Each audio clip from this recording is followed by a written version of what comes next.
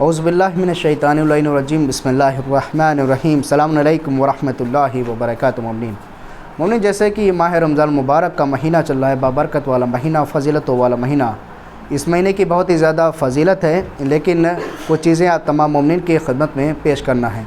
وہ یہ کہ خداوند عالم قرآن مجید میں ارشاد فرما رہا ہے کہ تم مجھ سے دعائیں مانگو، تم مجھ سے سوال کرو، میں تمہاری دعاؤں کو قبول کروں گا، میں تمہاری دعاؤں کو قبول کروں گا۔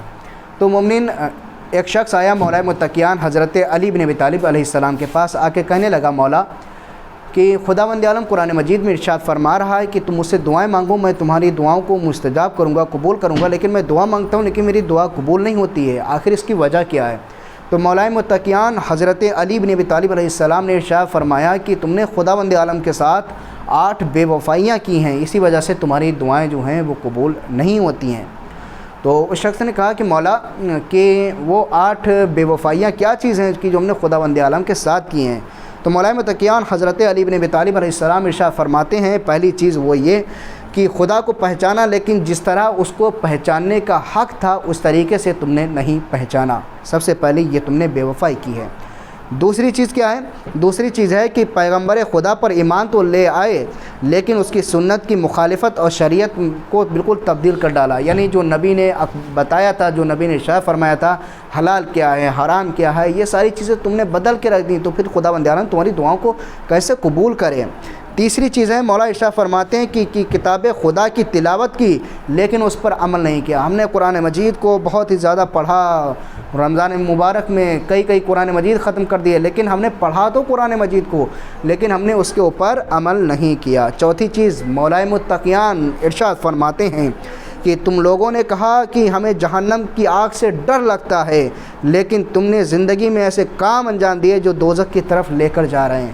ہمیں جب بات جنت اور جہنم کی جب بات آتی ہے تو ہم جہنم کے اوپر یعنی ڈر و خوف کرتے ہیں، لیکن ہمارے عمل جو ہوتے ہیں وہ اسی طریقے سے ہوتے ہیں کہ ہم جہنم کی طرف جا رہے ہیں۔ پانچویں چیز کیا ہے؟ پانچویں چیز مولا ارشاد فرماتے ہیں کہ تم نے کہا کہ ہم جنت میں جانے کا شوق ہے، لیکن تم نے ایسے عمل انجام نہیں دیے کہ تم جنت میں جا سکو۔